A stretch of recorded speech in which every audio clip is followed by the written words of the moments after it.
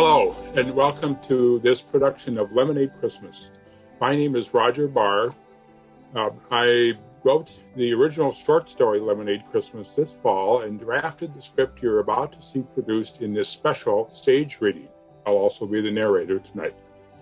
Before we begin, I'd like to share some brief history and explain our mission. Lemonade Christmas is the 23rd Christmas story about the fictional Bartholomew family I've written and published between 1997 and 2020. These stories examine the meaning of Christmas and how we celebrate it. The stories also feature a diverse set of characters and explore faith, family, and social issues. This year's story directly addresses observing the Christmas holiday during the pandemic, and it also addresses another critical issue in our world, hunger, which leads us to our mission. In Minnesota, 13%, more than 1 out of every 10 individuals, men of them children, regularly face food insecurity. That's a polite term for hunger. Hunger is on the rise in Minnesota, especially during this pandemic, as many people have extended periods of being out of work and struggle to put good food on the table. Our mission is simple. We hope this program will inspire you to take time to donate to the Hallie Q. Brown Community Center Food Shelf, which I have supported for the past 5 years through holiday readings of previous Christmas stories. Like everything else, my annual reading has been impacted by the pandemic, and this virtual staged reading being recorded live in one take is our way of continuing this tradition. To donate directly to the Hallie Q. Brown Community Center Food Shelf, visit the website at the address you now see on the screen, and please give generously. Now, if you like this story, more stories about the Bartholomew family, handyman, Officer Carter, and other characters are available in my short story collection, The Christmas Promise, which collects 9 stories written between 2011 and 2019. To order this book, visit the website you now see on the screen and place your order, and the books will be mailed to you. The full purchase price of the book, $20 a copy, will be forwarded to the Hallie Q. Brown Community Center Food Shelf. Now, a word about tonight's production. All of the actors and readers you'll see here donated their talent and their time. Our videographer and production editor also donated his time and his talent. I thank them all for their generosity of time and the inspiration of their talents. This production wouldn't have been possible without them. Now, after the reading, I'll be back with the final word. Now, make yourselves comfortable and enjoy Lemonade Christmas.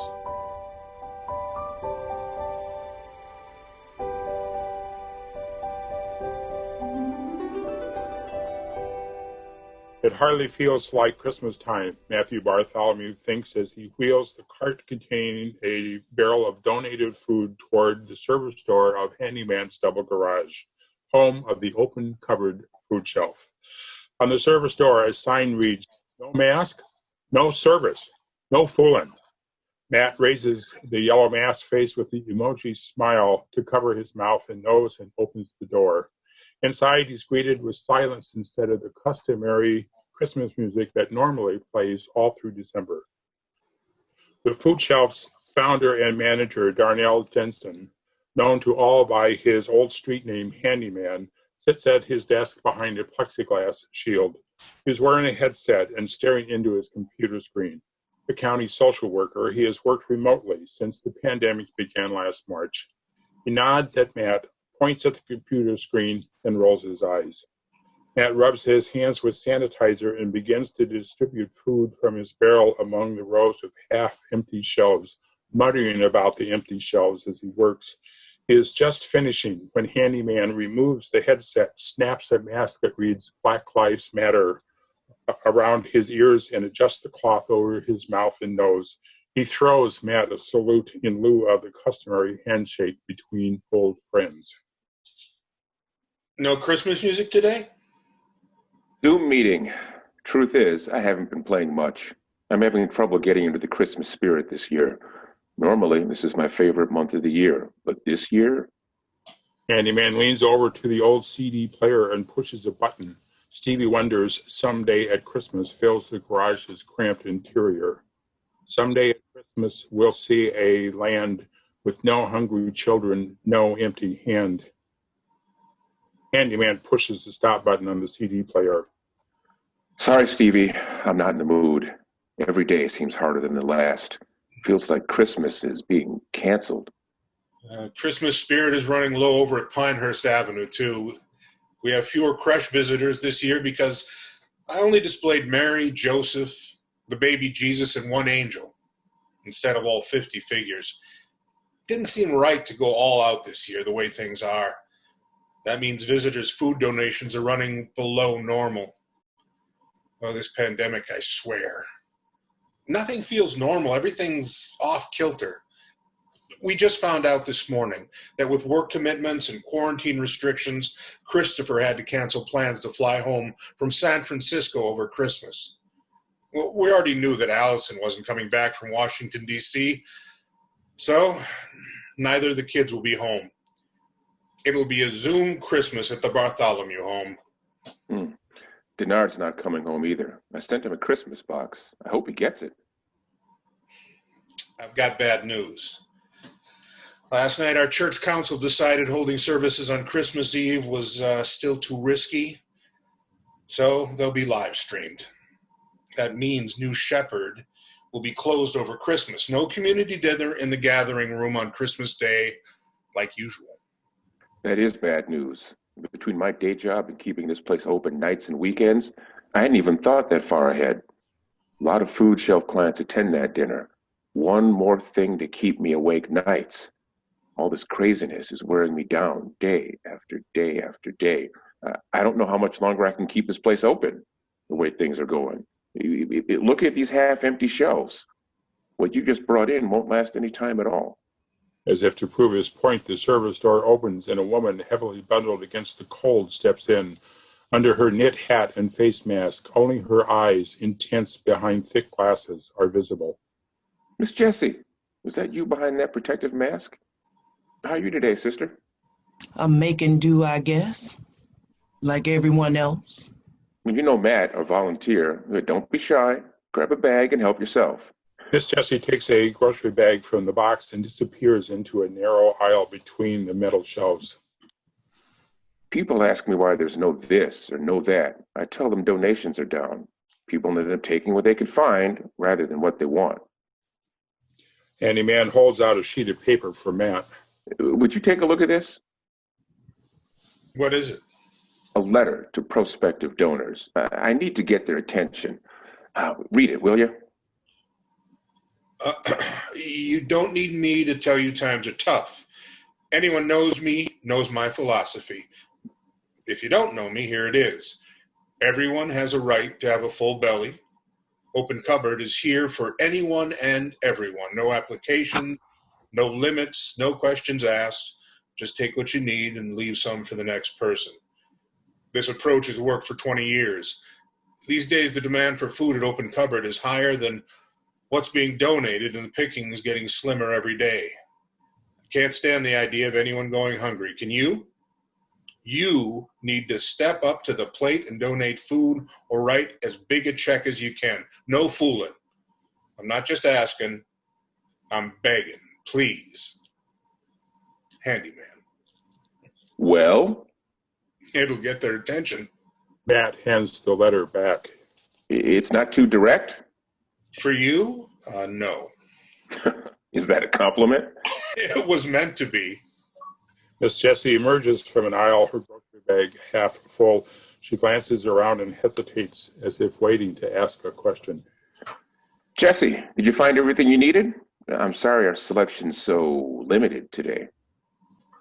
Enough to get by.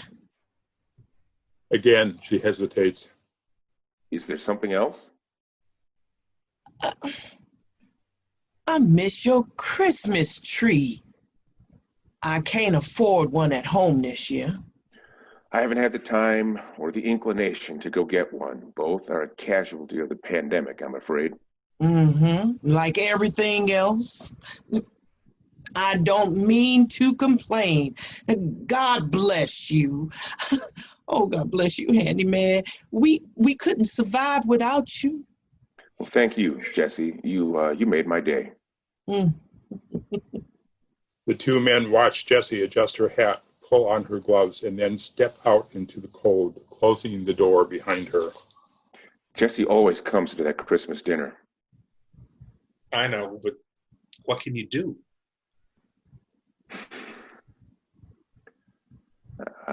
I'm working remotely today, so I better get back to it.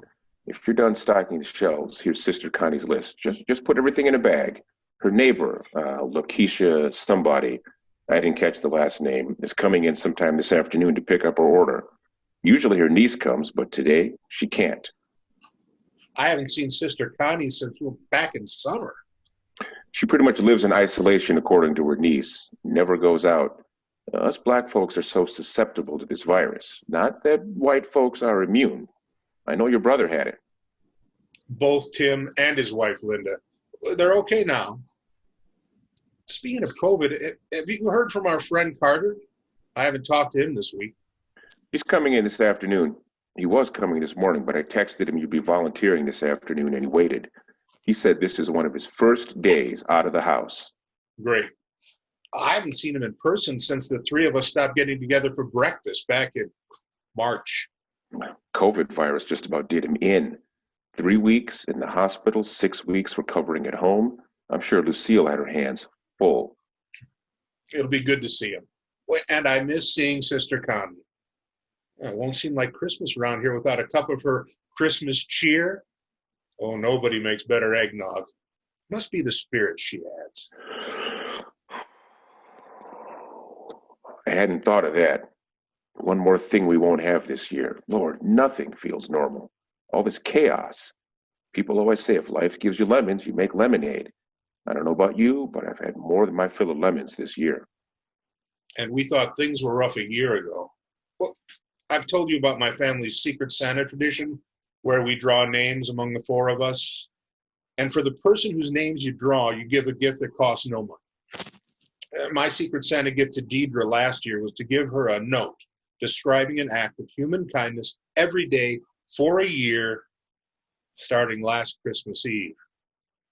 Too many days this year as I've had to really look to see a kindness I could write about. Well, be kind and put Connie's order together. Matt takes the list, grabs the bag, and steps into the canned goods aisle. He is just finishing the chore when the service door opens and Carter steps inside, wearing a black stocking cap and a mask covering the lower half of his face. Well, look who's here. I'd shake hands, but we're not supposed to. How you feeling, brother? I'm just glad to be alive. You look good. It's a disguise. The doctors say I'm cured. I still feel like I was drugged through a keyhole with the key left in it. But I can't stand staying cooped up at home anymore. I love your sign on the door. You got to be blunt with some folks. Hey, no Christmas tree. I was looking forward to helping myself to one of those candy canes you always hang.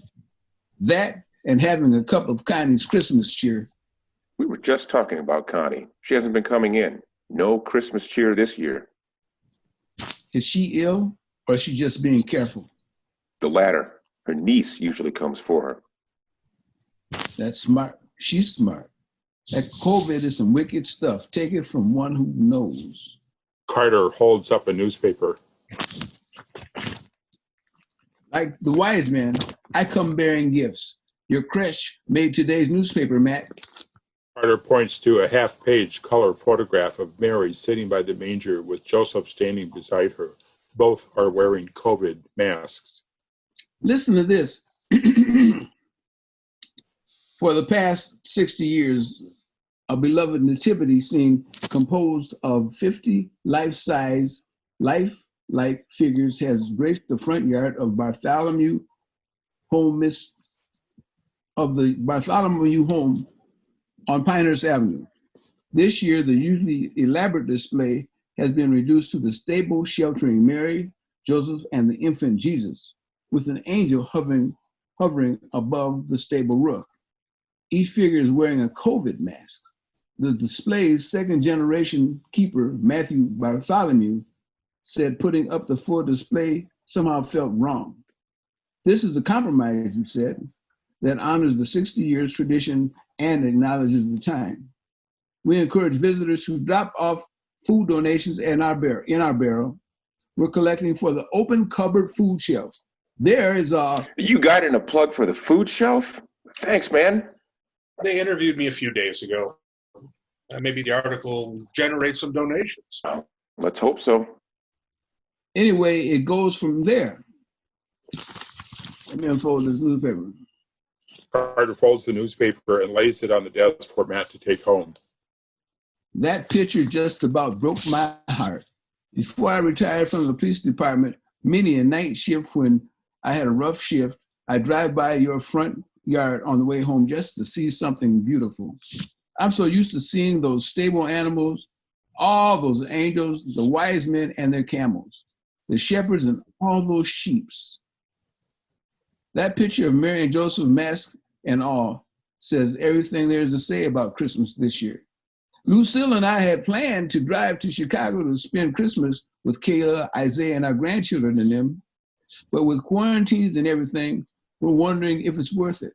We'd have to rent an Airbnb or a hotel or something. Nothing seems normal.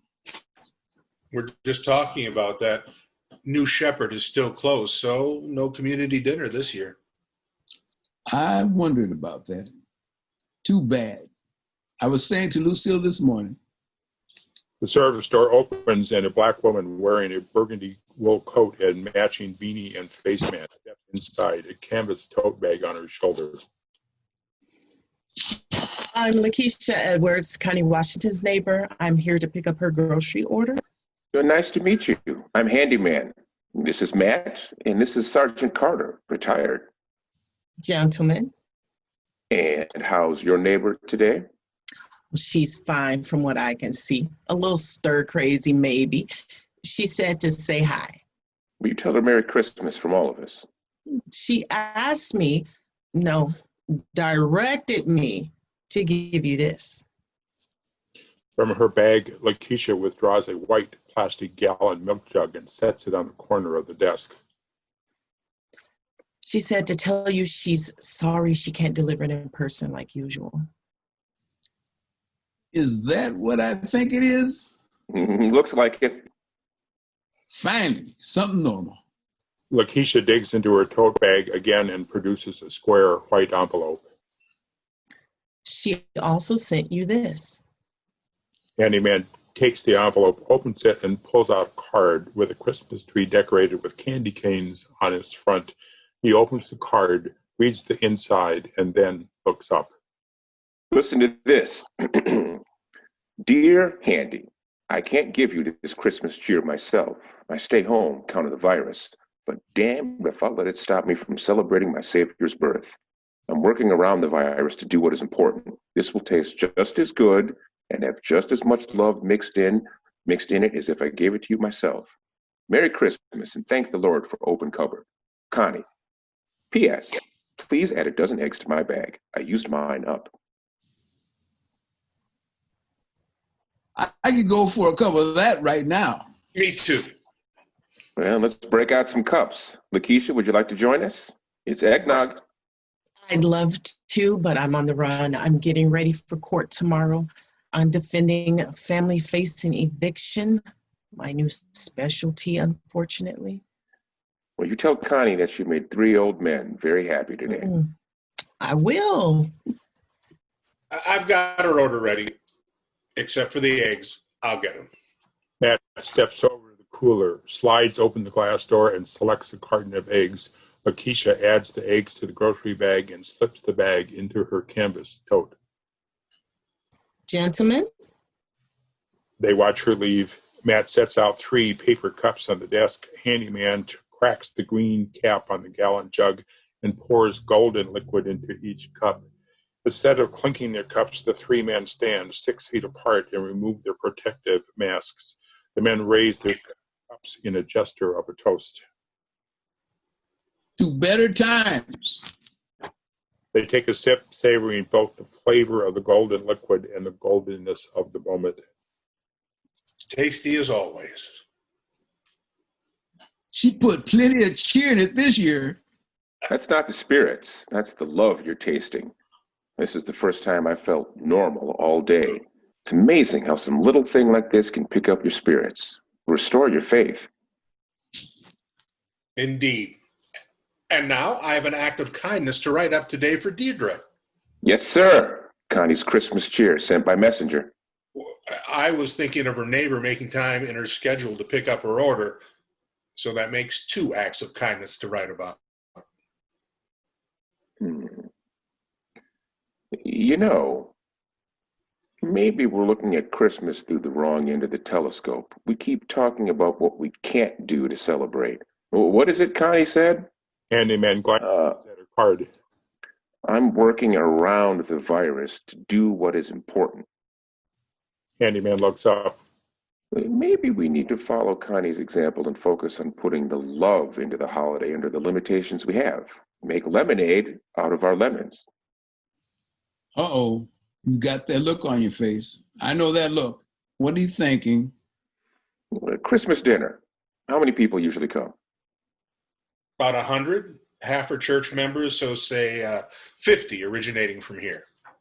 So, any ideas? How are we going to create Christmas dinner for 50 and still follow the COVID guidelines?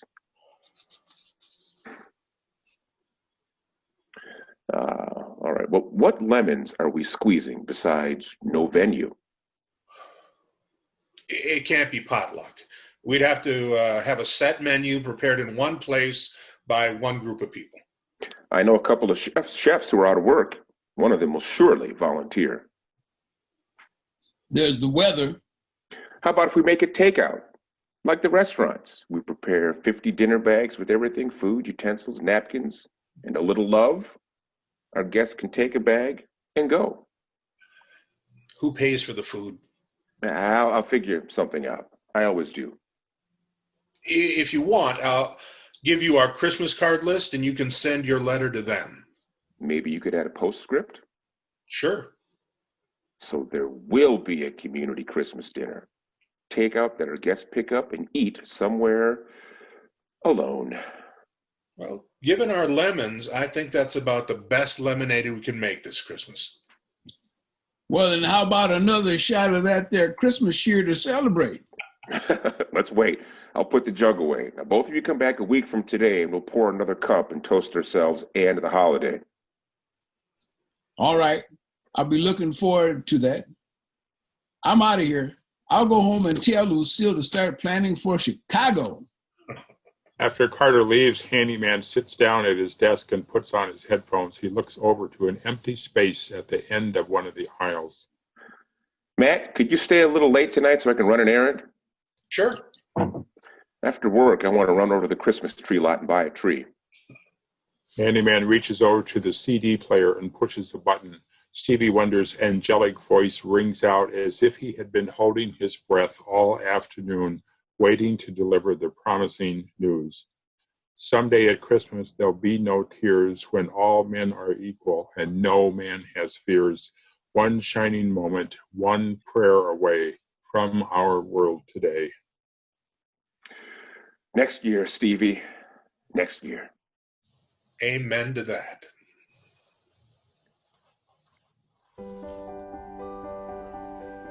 Hello again. We hope you enjoyed Lemonade Christmas as much as we enjoyed putting this program together.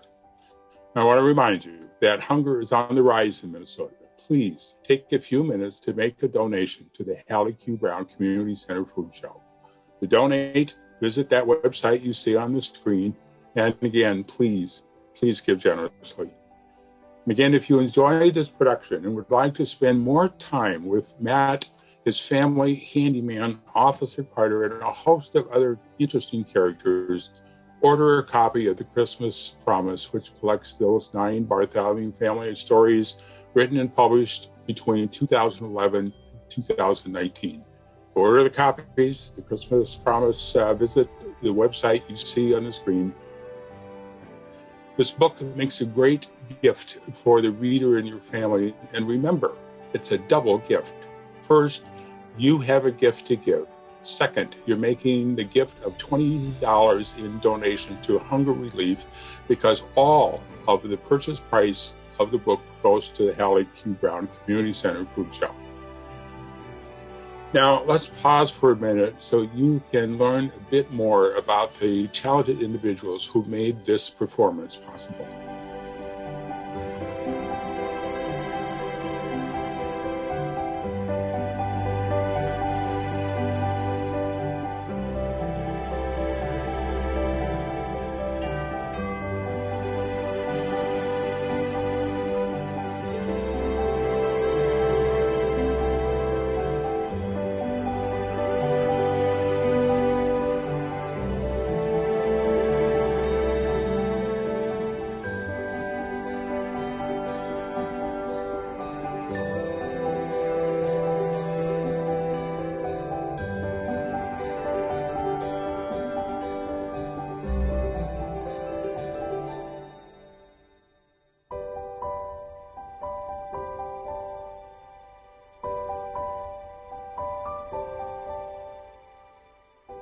Well, from all of us, thank you. Be safe. Wear your mask. Observe social distancing. Wash your hands frequently. Avoid large groups. And follow Sister Connie's advice and work around the virus to do what is important. Make lemonade out of the lemons that surround us and put some love into your holiday. Merry Christmas, everyone.